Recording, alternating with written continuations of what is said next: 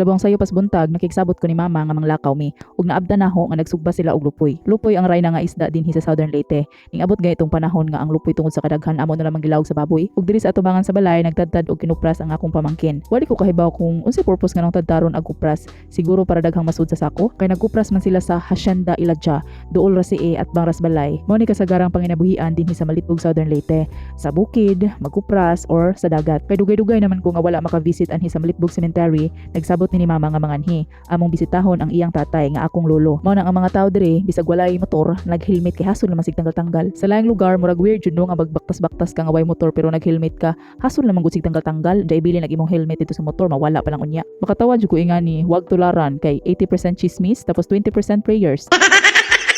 Dili man dinhi originally nakalubong si tatay, bag-o lang ni siyang gibalhin anhi kay renovate ang ilang sementeryo. Ilan ang bag-uhon ug ipahiluna ang mga lubong. Mugasto gyud ka para pagpa-transfer sa imong mahal sa kinabuhi.